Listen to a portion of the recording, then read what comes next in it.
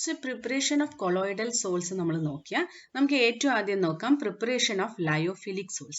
നമ്മൾ പറഞ്ഞിട്ടുണ്ടായിരുന്നു lyophilic salts എന്ന് പറഞ്ഞാൽ എന്താണ്? They can be easily prepared അല്ലേ? Lyophilic salts can be directly prepared. എങ്ങനെയാണ് ഇതിനെ directly prepare ചെയ്യാൻ പറ്റുക? Lyophilic saltsനെ നമ്മൾ directly എന്ത് ചെയ്യുക? നമ്മുടെ dispersion mediumത്തിൽ dissolve ചെയ്യേ അതല്ലെങ്കിൽ dispersion mediumത്തിൽ shake ചെയ്ത് കഴിഞ്ഞാൽ എന്ത് കിട്ടും നമുക്ക്? നമുക്ക് lyophilic salts കിട്ടും. We will be getting salts. ഏത് salts ആണ്? Lyophilic salts. ഇനി lyophilic salts ന്റെ കേസിൽ നമ്മൾ പഠിച്ചിട്ടുണ്ടായിരുന്നു. Lyophilic salts എന്ന് പറയുമ്പോൾ എന്താണ്? They are quite stable and thus they can be easily prepared. നമ്മൾ example for lyophilic salts എടുത്തു കഴിഞ്ഞാൽ ഏതൊക്കെയാണ് നമ്മുടെ example? Starch solution, similarly gum, gelatin, all this comes under the category of ഏതാണ്? Lyophilic salts. ഇനി considering the lyophobic salts, Lyophobic salts in the preparation പറഞ്ഞ direct method വഴി എന്താണ്? It's not possible. So generally lyophobic salts in the preparation we generally use two types of method. The first one is the condensation method and second one is our ഏതാണ്? Dispersion method. നമുക്ക് dispersion method discuss ചെയ്യാം. So dispersion method നോക്കുമ്പോൾ the first dispersion method is the electrical disintegration അല്ലെങ്കിൽ അതിനെ നമ്മൾ പറയുന്ന പേരാണ് Bredik's arc method. So, ഈ ഒരു മെത്തേഡിൽ എന്താണ് നോക്കുക? ജനറലി ഇത് ഏത് ടൈപ്പ് ഓഫ് സൊല്യൂഷൻസിനാണ്? Generally gold, silver, platinum salts ഉണ്ടാക്കാൻ വേണ്ടിയിട്ടാണ് Bredik's arc മെത്തേഡ് നമ്മൾ യൂസ് ചെയ്യുക. So in this case you can see here this method is generally used for എന്താണ്? ജനറലി സ്യൂട്ടബിൾ ഫോർ മെറ്റൽസ് ആണ്. ഇവിടെ നമുക്ക് എന്താണ്? രണ്ട് മെറ്റൽ ഇലക്ട്രോഡ്സ് ആണ് എടുത്തിരിക്കുന്നത്. നമ്മൾ സെയിം മെറ്റലിന്റെ രണ്ട് മെറ്റൽ ഇലക്ട്രോഡ്സ് ഏതിന്റെ കൊളോയിഡൽ സൊല്യൂഷൻ ആണ് ഉണ്ടാക്കുന്നത്? ആ മെറ്റൽ ഇലക്ട്രോഡ്സ് ആണ് എടുത്തിരിക്കുന്നത്. ഈ മെറ്റൽ ഇലക്ട്രോഡ്സ് എന്താണ്? An electric arc is stuck between the two metal electrodes. നമ്മൾ എന്താണ്? ഹൈ വോൾട്ടേജിൽ ഒരു ഇലക്ട്രിക് ആർക്ക് അല്ലെങ്കിൽ ഒരു സ്പാർക്ക് പ്രൊഡ്യൂസ് ചെയ്യും. ഈ സ്പാർക്ക് പ്രൊഡ്യൂസ് ചെയ്യണ കാരണം കൊണ്ട് അതിന്റെ ആ ഇന്റൻസ് ഹീറ്റ് അല്ലെങ്കിൽ അത്രയും ചൂടാവണ കാരണം കൊണ്ട് ഈ മെറ്റൽസ് എന്തായിരിക്കും? ഈ metals are converted into what? The metals are converted into vapours. What happens? അത്ര intense heat the metals are converted into vapors and ഈ convert ചെയ്ത vapors എന്താണ്? നമ്മൾ ഈ ട്രഫ് എന്തിലാണ് വെച്ചിരിക്കുന്നത്? ഒരു ഐസ് ബാത്തിലാണ് വെച്ചിരിക്കുന്നത്. സോ ഈ വേപ്പേഴ്സ് ആയി മാറുമ്പോൾ അത് ഉടനെ തന്നെ ഇമ്മീഡിയറ്റ്ലി എന്തായിരിക്കും? കണ്ടൻസ് ചെയ്തിട്ട് എന്താവും? ഇതിൽ തന്നെ എന്തായി കിടക്കും? കൊളോയിഡൽ സൈസ് ഉള്ള പാർട്ടിക്കിൾസ് ആയിട്ട് മാറും. ഇതിനെയാണ് നമ്മൾ എന്ത് പറയുന്നത്? Bredik's arc method. അപ്പൊ ഇവിടെ എന്താണ് നമ്മൾ എടുത്തിരിക്കുന്നത്? ഒരു ഐസ് ബാത്ത് എടുത്തിട്ടുണ്ട്. ഇതിൽ ഡിസ്പേർഷൻ മീഡിയം എടുത്തിട്ടുണ്ട്. നമ്മുടെ വാട്ടർ പ്ലസ് ഏതെങ്കിലും സ്മോൾ എമൗണ്ട് ഓഫ് ഇലക്ട്രോലൈറ്റ് ആയിരിക്കും. ഇവിടെ എന്താണ്? രണ്ട് സെയിം മെറ്റലിന്റെ മെറ്റൽ ഇലക്ട്രോഡ്സ് എടുത്തിട്ട് നമ്മൾ ഇതിൽ ഹൈ വോൾട്ടേജിൽ ഒരു ഇലക്ട്രിക് സ്പാർക്ക് ജനറേറ്റ് ചെയ്യുമ്പോൾ എന്താണ്? ഒരു electric arc stuck between the two metal electrodes and എന്താണ്? അത്രയും ഹൈ ടെമ്പറേച്ചറിൽ ഈ മെറ്റൽസ് എന്തായി മാറും? വേപ്പേഴ്സ് ആയി മാറും. ആൻഡ് വേപ്പേഴ്സ് ആയത് എവിടെ തന്നെ കണ്ടൻസ് ചെയ്യും? ഇതിന്റെ ഉള്ളിൽ തന്നെ ഐസ് ബാത്തിൽ വെച്ച കാരണം കൊണ്ട് അതെന്തായും? കണ്ടൻസ് ചെയ്യും. സോ നമ്മൾ ജനറലി ഈ മെത്തേഡ് ഏത് കേസിലാണ് ഉപയോഗിക്കണം നമ്മൾ പറഞ്ഞു? ഏതിന്റെ കേസിലാണ്? ഗോൾഡും സിൽവറും പ്രിപ്പയർ ചെയ്യാൻ വേണ്ടി, കൊളോയിഡൽ സൊല്യൂഷൻ പ്രിപ്പയർ ചെയ്യാൻ വേണ്ടിയിട്ടാണ് നമ്മൾ ഏത് യൂസ് ചെയ്യുന്നത്? Bredik's arc മെത്തേഡ് യൂസ് ചെയ്യുന്നത്. നമുക്ക് നെക്സ്റ്റ് നോക്കാം. Next is peptisation. എന്താണ് പെപ്റ്റൈസേഷൻ എന്ന് പറഞ്ഞു കഴിഞ്ഞാൽ? ഫോർ എക്സാമ്പിൾ നമ്മുടെ അടുത്ത് ഒരു പ്രസിപ്പിറ്റേറ്റ് ഉണ്ട്. ഈ പ്രസിപ്പിറ്റേറ്റിനെ നമ്മളൊരു ഇലക്ട്രോലൈറ്റ് ആഡ് ചെയ്തിട്ട് എന്താ ചെയ്ത? നമ്മൾ ഒരു പ്രസിപ്പിറ്റേറ്റിൽ എന്ത് ചെയ്തു? ഒരു ഫ്രഷ്ലി പ്രിപ്പയർഡ് പ്രസിപ്പിറ്റേറ്റിൽ നമ്മൾ ഇലക്ട്രോലൈറ്റ് ആഡ് ചെയ്ത് കഴിയുമ്പോൾ അതെന്തായിരിക്കും? കൊളോയിഡൽ ഡയമെൻഷൻസിൽ മാറും. This process is known as എന്താണ്? Peptization. So peptization പറയുമ്പോൾ we can define it as the process of converting a precipitate. This is our precipitate into എന്താണ്? Into colloidal form. എങ്ങനെ? By shaking it with the dispersion medium. ഇവിടെ ഏതാണ് നമ്മൾ എടുക്കുന്നത്? Electrolyte in the small amount of എന്താണ്? Electrolyte. So dispersion mediumത്തിൽ ഒരു ചെറിയ amount of electrolyte add ചെയ്ത് കഴിഞ്ഞാൽ അതെന്തായി മാറും? ഈ പ്രസിപ്പിറ്റേറ്റ് കൊളോയിഡൽ ഡയമെൻഷൻസ് ആയിട്ടുള്ളത് മാറും. ഈ ആഡ് ചെയ്യണ ഇലക്ട്രോലൈറ്റിനെ നമ്മൾ പറയണ പേരാണ് പെപ്റ്റൈസിങ് ഏജന്റ്. എന്താണ് ഈ ഇലക്ട്രോലൈറ്റിനെ പറയാ? It is known as peptizing agent. So it is the process of converting എന്താണ്? Fresh precipitate into colloidal particles by shaking the dispersion medium. Dispersion medium എന്ത് ആഡ് ചെയ്യണം? a small amount of electrolyte is added. This is known as എന്താണ് peptization. നമുക്ക് ഇനി നോക്കാം generally peptization examples നോക്കാം. ഈ peptization generally നടക്കുക ഏതിന്റെയൊക്കെ കേസിലാണ്? For example, നമുക്ക് ferric hydroxide precipitate കിട്ടി. ഈ ferric hydroxide precipitateലേക്ക് നമ്മൾ എന്ത് ആഡ് ചെയ്തു? A small quantity of ferric chloride add ചെയ്ത് കഴിഞ്ഞാൽ നമുക്ക് എന്ത് കിട്ടും? We will be getting a reddish brown colored colloidal solution. നമുക്ക് example ഒന്നും കൂടിയും explain ചെയ്യാം to understand more clearly about peptization. So let us see here. ഇവിടെ എന്താണ് സംഭവിച്ചിരിക്കുന്നത്? നമുക്ക് ferric hydroxide solution, freshly precipitated ferric hydroxide solution ലേക്ക് നമ്മൾ small quantity of ferric chloride add ചെയ്തു. Ferric chloride ആണ് ഇവിടെ നമ്മുടെ എന്ത് peptizing agent. As a result of which we have obtained എന്താണ് a reddish brown colored colloidal solution കിട്ടി. So let us see what is the cause of this peptization. നമ്മൾ പറഞ്ഞു നമ്മുടെ ferric hydroxide ആണ് നമ്മുടെ എന്താ freshly prepared precipitate. ഇനി ഇതിലേക്ക് നമ്മൾ എന്താണ് ആഡ് ചെയ്യേണ്ടത്? ഇതിലേക്ക് നമ്മൾ ferric chloride ആഡ് ചെയ്തു. Where the ferric chloride is എന്താണ് നമ്മുടെ electrolyte. So as the electrolyte is added to the freshly precipitated substance, the particles of the precipitate എന്ത് ചെയ്യും? They absorb one particular type of ions. One particular type of ions of എന്തിന്റെ ionsനെയാണ് absorb ചെയ്യുക? Of the electrolyte. ഇതിൽ ഓർത്ത് വെക്കേണ്ട ഒരു കാര്യമാണ് ഏത് ions electrolyte ഏത് ionsനെ ആയിരിക്കും absorb ചെയ്യുക? The ions common with the precipitate substance. അപ്പോൾ ഇവിടെ നോക്കുക ഏത് ions ആണ് common? Fe ions ആണ് common. So as a result of which എന്തായിരിക്കും? Fe ionsനെ absorb ചെയ്തിട്ട് Fe3+ പറയുന്ന Fe ionsനെ ആര് absorb ചെയ്യും? ഈ freshly prepared precipitate absorb ചെയ്യും. As a result of which എന്താണ്?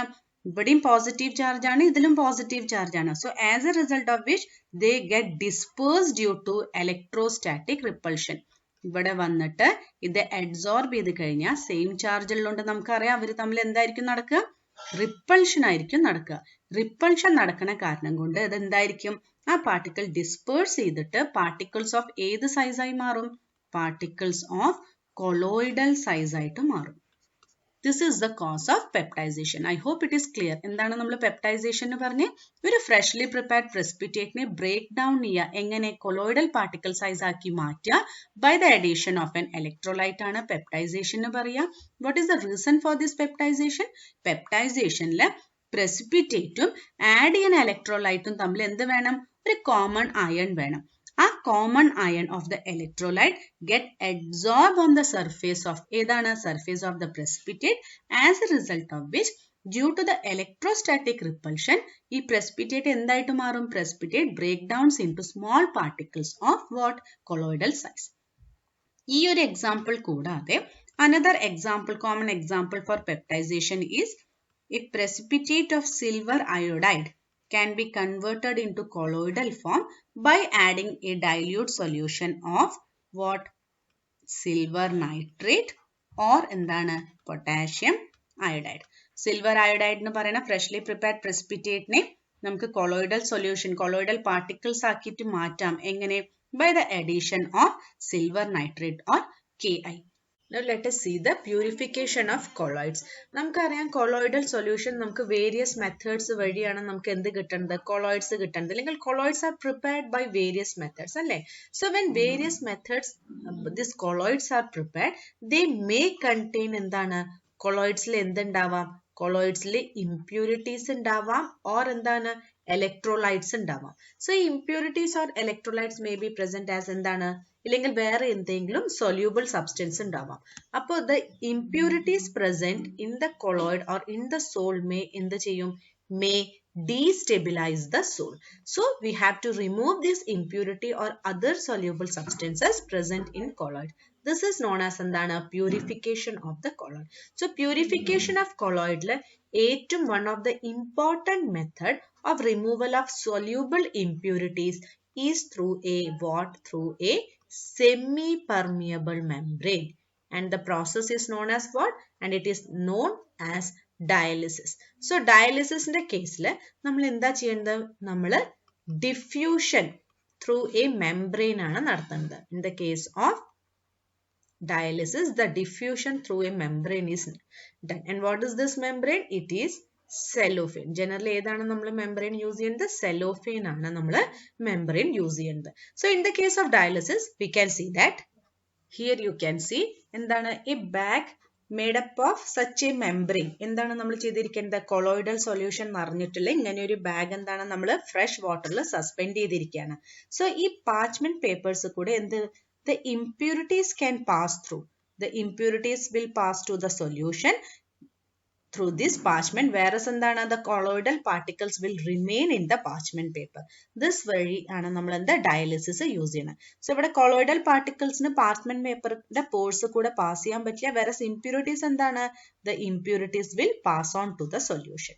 ഇനി ഇലക്ട്രോ ഡയാലിസിസിന് പറഞ്ഞു കഴിഞ്ഞാൽ നമ്മുടെ ഇതേ ഡയാലിസിസ് സെറ്റപ്പിൽ നമ്മൾ എന്താണ് നമ്മളൊരു വോൾട്ടേജ് അപ്ലൈ ചെയ്യാണ് വിചാരിക്കുക. ഇതേപോലെ നമ്മുടെ സെറ്റപ്പ് ഡയാലിസിസ് സെറ്റപ്പ് ഒക്കെ ഇതേപോലെ തന്നെ. പക്ഷെ ഇവിടെ നമ്മൾ ഒരു പൊട്ടൻഷ്യൽ ഡിഫറൻസ് അല്ലെങ്കിൽ ഒരു വോൾട്ടേജ് അപ്ലൈ ചെയ്ത് കഴിഞ്ഞാൽ എന്തായിരിക്കും? The speed of dialysis will increase. So electro ഡയാലിസിസിന്റെ കേസിൽ potential is applied between this colloidal solution, bag of parchment paper is dipped as shown, and എന്താണ് on applying voltage the speed of dialysis will എന്താണ് increase. So speed കൂടിക്കഴിഞ്ഞാൽ എന്തായിരിക്കും?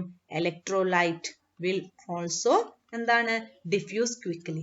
ഇനി electro ഡയാലിസിസിന് പറയുന്നത് generally എവിടെയാണ് valid? when electrolyte is present as impurity. അങ്ങനത്തെ കേസിലാണ് electrolyte ആണ് ഉള്ളത് എന്ത്? whereas no impurity is present. വലിയ കാര്യമായിട്ട് ഇംപ്യൂരിറ്റി ഒന്നുമില്ല, പക്ഷെ ഇലക്ട്രോലൈറ്റ് മാത്രമാണ് ഉള്ളത്. അവിടെ പ്യൂരിഫിക്കേഷൻ മെത്തേഡ് അപ്ലൈ ചെയ്യുമ്പോഴാണ് നമ്മൾ ജനറലി ഏത് അപ്ലൈ ചെയ്യാറ്? നമ്മൾ ഇലക്ട്രോ ഡയാലിസിസ് അപ്ലൈ ചെയ്യാറ്. Hope these two methods are clear. Moving on to our third method is our ultrafiltration. So ultrafiltration ന്റെ കേസിൽ colloidal solutionsനെ നമ്മൾ പ്യൂരിഫൈ ചെയ്യുന്നത് through special type of filters which are known as ultrafilters. Colloidal solution is passed through special type of filters which are called as എന്താണ്? ultrafilters. Let us see what are these ultrafilters. നമുക്കറിയാം നമ്മൾ സാധാരണ ordinary filters എടുത്തു കഴിഞ്ഞാൽ ordinary ഫിൽറ്റേഴ്സിന്റെ കേസിൽ എന്തായിരിക്കും കൂടുതൽ? The pore size will be greater.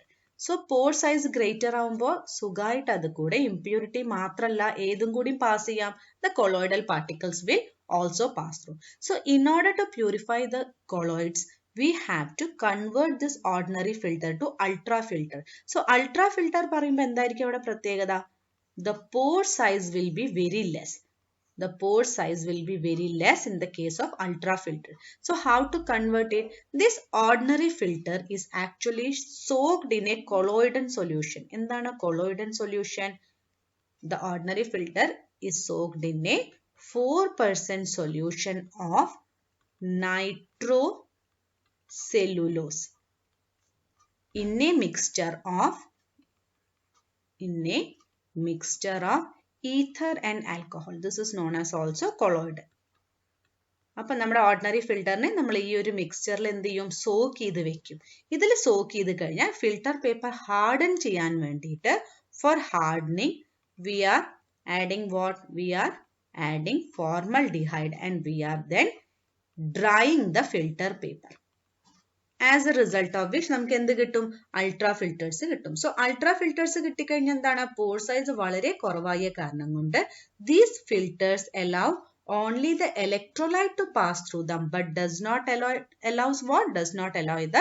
allows the colloidal particles to pass through it. Next method is the ultracentrifugation. ഈ ഒരു മെത്തേഡിൽ നമ്മൾ ഇതിനെ നമ്മുടെ സെൻട്രിഫ്യൂഗൽ മെഷീന്റെ ഉള്ളിലാണ് നമ്മുടെ എന്തിനെ? കൊളോയിഡൽ സൊല്യൂഷൻസിനെ വെക്കുക. സോ സെൻട്രിഫ്യൂഗൽ മെഷീൻസിന്റെ ഉള്ളിൽ നമ്മൾ കൊളോയിഡൽ സൊല്യൂഷൻസിനെ വെച്ച് കഴിഞ്ഞിട്ട് വളരെ ഹൈ സ്പീഡിൽ സെൻട്രിഫ്യൂഗൽ മെഷീൻസ് റൊട്ടേറ്റ് ചെയ്ത് കഴിഞ്ഞാൽ എന്തായിരിക്കും? The colloidal particles will settle down at the bottom. And impurities എന്തായിരിക്കും? Impurities will be present at the top. So the impurities can be separated through what? through decantation. Impurities will be separated through decantation. So as ultracentrifugation എന്താണ് high speed ultracentrifugal machine നമ്മൾ സൊല്യൂഷൻസിനെ വെക്കും. വളരെ സ്പീഡിൽ ഇതിനെ rotate ചെയ്യുമ്പോൾ എന്തായിരിക്കും നമ്മുടെ colloidal സൊല്യൂഷനത്തെ colloidal particles എവിടെ സെറ്റിൽ ചെയ്യും? Colloidal particles will settle down at the bottom. whereas impurities എന്തായിരിക്കും? impurities will remain at the top. so impuritiesനെ പിന്നെ എങ്ങനെയാണ് നമ്മൾ സെപ്പറേറ്റ് ചെയ്യുക? through decantation. so these are the 4 methods for the purification of colloids. Now let us see the next term which is known as endana coagulation of colloidal solution. So what is this coagulation? For example, we are taking colloid particles. നമ്മുടെ colloid particles ആണ് എടുത്തിരിക്കുന്നത്. ഈ colloid particles നെ നമ്മൾ electrolyte add ചെയ്തു വിചാരിക്കുക ഈ colloid particles ൽ. So when the electrolyte is added to the colloidal particles, the colloidal particles what? The colloidal particles get precipitated, and this process is known as what? Coagulation or flocculation. നമുക്ക് ഇത് ഒന്നും കൂടി clear ആയി പറയാച്ചാൽ നമുക്കറിയാം small quantity of electrolyte is necessary to stabilize the colloidal solution. നമ്മൾ തുടക്കത്തിലേ പഠിച്ചു small concentration of എന്ത് വേണം? electrolyte add ചെയ്ത് കഴിഞ്ഞാൽ എന്തായിരിക്കും നമ്മുടെ സൊല്യൂഷൻ കൊളോയിഡൽ സൊല്യൂഷൻ സ്റ്റേബിലൈസ് ആയിട്ട് ഇരിക്കും. പക്ഷെ നമ്മുടെ ഇലക്ട്രോലൈറ്റ് കൂടി വിചാരിക്കുക, ഇലക്ട്രോലൈറ്റിന്റെ കോൺസെൻട്രേഷൻ ഇൻക്രീസ് ചെയ്ത് കഴിഞ്ഞാൽ അല്ലെങ്കിൽ എക്സസ് ഇലക്ട്രോലൈറ്റ് ആഡ് ചെയ്ത് കഴിഞ്ഞാൽ എന്തായിരിക്കും ഈ electrolyte neutralise the charge of the colloidal particle. For example നമ്മൾ ഇവിടെ എടുത്തിരിക്കുന്നത് we have taken positively charged colloids ആണ്. we have taken positively charged colloids ആണ്. നമ്മൾ ഇതിൽ ആഡ് ചെയ്യാൻ electrolyte for example A plus B minus നമ്മുടെ ഇലക്ട്രോലൈറ്റ് ആണ് ആഡ് ചെയ്തിരിക്കുന്നത്. ഈ ഇലക്ട്രോലൈറ്റ് ആഡ് ചെയ്ത് കഴിഞ്ഞാൽ എന്തായിരിക്കും ദീസ് ഇലക്ട്രോലൈറ്റ്സ് പോസിറ്റീവ്ലി ചാർജ്ഡ് ആണ്. ഇവിടെ എന്ത് വരും? ഇതിന്റെ ചുറ്റും നെഗറ്റീവ്ലി ചാർജ്ഡ് എന്ത് വരും? നമ്മുടെ ഇലക്ട്രോലൈറ്റ് വരും. So as a result of which അതെന്തായിരിക്കും? അത് കൊളോയിഡൽ പാർട്ടിക്കിൾസ് എന്താണ് എല്ലാം കൂടിയും യുണൈറ്റ് ചെയ്തിട്ട് അത് എന്തായി മാറും? ദേ ഗെറ്റ്സ് precipitate. This പ്രോസസ്സിനെയാണ് നമ്മൾ എന്ത് പറയുക? coagulation or flocculation. ഇനി coagulation or flocculation of a colloidal solution ഒരു ഇലക്ട്രോലൈറ്റ് ആഡ് ചെയ്ത ഉടനെ ഒന്നും നടക്കില്ല. എപ്പോഴാണ് ഈ coagulation അല്ലെങ്കിൽ flocculation പറയുന്ന ഈ ഒരു മെക്കാനിസം അല്ലെങ്കിൽ ഈ ഒരു പ്രോസസ്സ് നടക്കുക? when a minimum amount of electrolyte is added. when a minimum concentration of electrolyte is added in the solution. So it is known as also what? It is known as coagulation or precipitation value of the electrolyte. So what do you mean by coagulation or precipitation value of the electrolyte? The minimum concentration of the electrolyte in millimoles per liter which is required to cause coagulation is known as coagulation or precipitation value of the electrolyte. So based on this coagulation or precipitation value, there is a rule, an important rule which is known as what? Which is known as Hardy-Shafer rule. This rule is important, which is based on what? Which is based on the coagulation, and it is known as endana Hardy-Shafer rule. Appo different electrolytes have different coagulation value. So according to this Hardy-Shafer rule, the rule states that this rule first states that the ions carrying charge opposite to that of Sol particles are effecting in causing the coagulation of the Sol. നമ്മുടെ Sol particle negative ആണെച്ചാൽ അതിന്റെ opposite ഏതായിരിക്കണം? Positive ചാർജുള്ള electrolyte ആയിരിക്കണം എന്ത് ചെയ്യാൻ സാധിക്കുക? കോആഗുലേഷൻ ചെയ്യാൻ സാധിക്കുക.